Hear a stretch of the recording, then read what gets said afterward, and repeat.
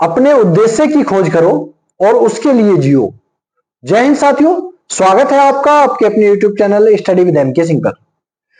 साथियों, आज हम बात करेंगे उत्तर प्रदेश पुलिस कांस्टेबल भर्ती की जो ट्रेनिंग चल रही है उसमें 2-3 सवाल रह गए हैं जिनके प्रश्न बार बार आप कमेंट के माध्यम से पूछ रहे हैं। वैसे मैंने जो आपके सारे कमेंट थे उनके लिए एक अलग से वीडियो बना दिया है, लेकिन फिर भी बहुत सारे सवाल ऐसे रह गए हैं। जैसे ट्रेनिंग छोड़ने के लिए कुछ लोग सोच रहे हैं कि हम ट्रेनिंग छोड़ना चाहते हैं। पुलिस की ट्रेनिंग में आने के बाद उन्होंने देखा, पहले तो ये सोचते थे कि पुलिस में ट्रेनिंग होगी कि हमें जो है कई लड़ाई झगड़ा हो रहा है, किसी को अरेस्ट कैसे करना है, चोर को कैसे पकड़ना है, ये सिखाया जाएगा। लेकिन यहाँ तो कुछ और ही काम करवाया जा रहा है, इसलिए बहुत सारे लोग जो परेशान हो रहे हैं और उनके मन में बस ये एक ही प्रश्न चल रहा है कि किस तरह से हम पुलिस की ट्रेनिंग छोड़ सकते हैं और छोड़कर चले जाएं और दूसरी नौकरी की तैयारी करें। दूसरा प्रश्न है, जैसे किसी ने अभी ज्वाइन नहीं किया है, बहुत सारे लोग ऐसे हैं जिन्होंने जो है किसी के चोट लग गई है या किसी को कोई बीमारी है जिसका इलाज चल रहा है, इसके कारण उन्होंने अभी जेटीसी ज्वाइन नहीं की है, तो वो क्या देर से जेटीसी ज्वाइन कर सकते हैं? या ट्रेनिंग में आने के बाद बहुत सारे लोगों के ऐसा होता है, कोई दिक्कत हो जाती है, जैसे किसी के कोई चोट वोट लग जाती है या कोई बीमारी हो जाती है, तो उसके बाद क्या हो सकता है? जैसे किसी के चोट लग जाए ट्रेनिंग में तो क्या होगा? इन सभी प्रश्नों के जवाब हम इस वीडियो के माध्यम से देंगे। यदि आप हमारे चैनल पर नए हैं या चैनल को सब्सक्राइब नहीं किया है तो सबसे पहले चैनल को सब्सक्राइब कर लीजिए और वीडियो को लाइक कर दीजिए, जिससे हमें भी मोटिवेशन मिल सके और नए वीडियो का नोटिफिकेशन आपके पास भी पहले पहुंच सके।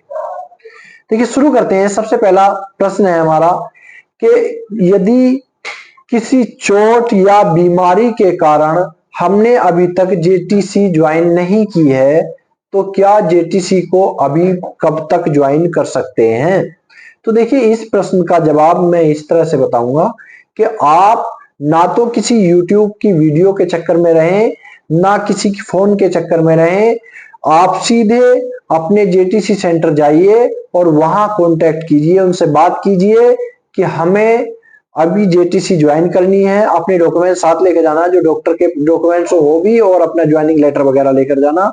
और वहां जो भी सक्षम अधिकारी जैसे आरआई होते हैं पुलिस लाइन के, वहां उनसे बात कीजिए कि सर हमें जेटीसी ज्वाइन करनी है, परंतु अभी हमारा इलाज चल रहा है या हमारे चोट लग गई है, अभी हम ठीक नहीं हुए हैं। तो वो सही जानकारी देंगे आपको। बाकी और कोई व्यक्ति आपको सही जानकारी नहीं दे सकता। मैं भी आपको भटका दूं तो अच्छा नहीं रहेगा, या कोई YouTube चैनल वाला आपको भटका दे तो अच्छा नहीं रहेगा। आपको सटीक जानकारी अगर चाहिए तो आप अपने जेटीसी सेंटर पर जाइए और वहां जाकर आप अपना पक्ष रखिए। देखिए, हो सकता है आपकी अगर समस्या गंभीर है तो आपको दूसरे बैच के साथ ट्रेनिंग में आना पड़े, हो सकता है, या आपको इसी में जो है 2-4 दिन 10-5 दिन के बाद ज्वाइन करवा लिया जाए, ऐसा भी हो सकता है। लेकिन सही जानकारी आपको जो मिलेगी वो ट्रेनिंग सेंटर पर भी मिलेगी, ऐसे कोई सही जानकारी आपको नहीं दे सकता। तो इसलिए आप किसी की वीडियो के भरोसे मत रहिए, आप ट्रेनिंग सेंटर पर जाइए और वहां जानकारी लीजिए, क्योंकि नए नए रूल आते रहते हैं हर साल। जैसे जैसे नई वैकेंसी आ रही है हर साल रूल चेंज होते रहते हैं, और रूल चेंज होने के बाद सही जानकारी उन्हीं लोगों को होती है जो वहां ट्रेनिंग सेंटर पर होते हैं। दूसरा प्रश्न है, ट्रेनिंग पर जाने के बाद यदि किसी को चोट लग जाती है या तबीयत खराब हो जाती है, कोई बीमारी हो जाती है, तो क्या होगा? देखिए, अगर थोड़ी बहुत चोट है तो आप मैनेज कीजिए, क्योंकि छुट्टियां ट्रेनिंग में बहुत कम होती हैं। 9 छुट्टियां आपको मिलेंगी। जैसे 9 महीने की ट्रेनिंग है तो 9 छुट्टियां आपको होंगी। अब उसमें आप सिक रेस्ट ले सकते हैं, 2-4 दिन का सिक रेस्ट ले सकते हैं, या 1-2 दिन की सीएल वगैरह ले सकते हैं, मेडिकल लीव ले सकते हैं 1-2 दिन की। लेकिन कोशिश ये कीजिए कि ज्यादा से ज्यादा छुट्टियां ना लेनी पड़े, जिससे आपकी ट्रेनिंग प्रभावित ना हो। और यदि ऐसा होता है कि आपको ज्यादा चोट लग जाती है, वही फ्रैक्चर वैक्चर हो जाता है या कोई ज्यादा तबीयत खराब हो जाती है, तो डॉक्टर के द्वारा आपको रेस्ट दे दिया जाएगा, बेड रेस्ट। और आपको अगर ज्यादा लंबा बेड रेस्ट की जरूरत है तो आपकी ट्रेनिंग बढ़ जाएगी, इससे ज्यादा और तो कुछ होगा नहीं, ठीक है? तो उसमें भी परेशान होने की जरूरत नहीं है। आपकी हद से हद हो सकता है कि ट्रेनिंग बढ़ जाएगी, नौकरी तो आपकी जाएगी नहीं जब आपने ज्वाइन कर लिया है तो, ठीक है? और ट्रेनिंग सेंटर पर आपको चोट लगी है तो नौकरी जाने की नहीं है। आपको बस इतना हो सकता है, ट्रेनिंग बढ़ाई जा सकती है आपकी, या फिर आपको दूसरे बैच के साथ भेजा जा सकता है। तो इसमें भी आपको परेशान होने की जरूरत नहीं है। अगर हो सके मैनेज कर सके तो मैनेज कीजिए, और नहीं मैनेज कर सके तो भाई आप जो डॉक्टर से बेड रेस्ट लीजिए और अपना काम कीजिए, दवाई लीजिए, इलाज कीजिए, उसके बाद ट्रेनिंग देखी जाएगी, बाद में होगी। ठीक है। और तीसरा प्रश्न ये बहुत सारे लोगों के दिमाग में चल रहा है कि ट्रेनिंग छोड़ना चाहते हैं, पुलिस की नौकरी को छोड़ना चाहते हैं, क्योंकि पुलिस की नौकरी बाहर से देखने में जो आपको लगती है वो ट्रेनिंग सेंटर पर जाने के बाद नहीं दिख रही है। आपने मेहनत की 2 साल, 1.5 साल, 1 साल, जो भी मेहनत की, और मेहनत करने के बाद 50-60 लाख लोगों में से आपका सिलेक्शन हुआ, और सिलेक्शन होने के बाद जब आप जेटीसी में पहुंचे तो वहां आपसे क्या काम करवाया जा रहा है ये आप जानते ही होंगे। तो इसलिए बहुत सारे लोगों का मन जो है भर चुका है देखने के बाद। देखिए भाई, अगर आपके घर की कंडीशन ऐसी है कि 50-60 हजार रुपए आप कमा सकते हैं, या आपका खर्चा, आपका गुजारा चल सकता है, आपका कोई बिजनेस ऐसा है, या आपकी कोई दुकान है अच्छी चल रही है, तो आप छोड़ दीजिए, कोई दिक्कत वाली बात नहीं है। यदि आपको लगता है कि हमारा घर का खर्च इसी से चलेगा, मेरा घर जो है इसी से चलेगा, और मेरे पास कोई और रोजगार नहीं है, तो भाई आपको छोड़ने का सवाल सोचना उचित नहीं है।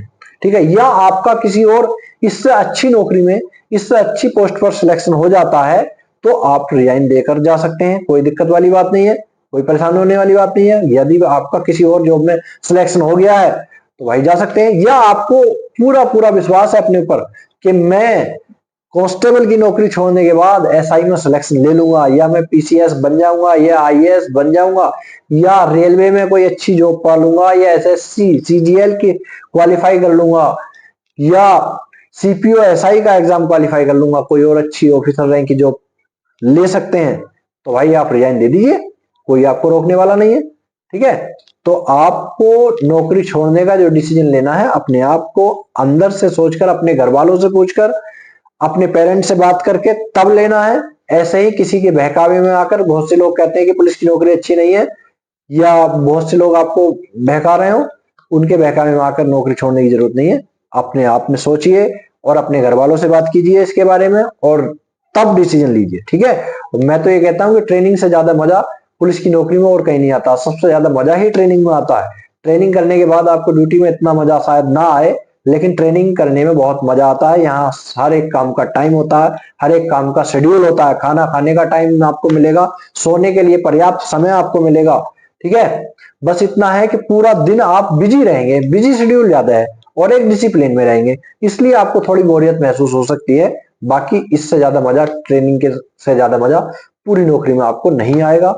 इसलिए आप स्वस्थ रहिए, मस्त रहिए, और ट्रेनिंग का मजा लीजिए, और इसके बाद जो है आप अपनी एक अच्छी जिंदगी की शुरुआत कीजिए। यदि आपकी कोई और क्वेरी है, किसी और बात पर वीडियो बनवाना चाहते हैं, तो आप कमेंट के माध्यम से आप अपना प्रश्न रख सकते हैं, मैं उस पर वीडियो बना दूंगा। ठीक है। और कमेंट का मैं रिप्लाई जरूर देता हूं, आप कमेंट के माध्यम से कोई भी अपना प्रश्न पूछ सकते हैं, मैं हर एक कमेंट का रिप्लाई देता हूं। ठीक है। और यदि आप चैनल पर नए हैं तो मैं फिर आपसे यही कहूंगा कि चैनल को सब्सक्राइब जरूर कर लें, और वीडियो को लाइक जरूर कर दें यदि आपको वीडियो से फायदा पहुंच रहा है तो।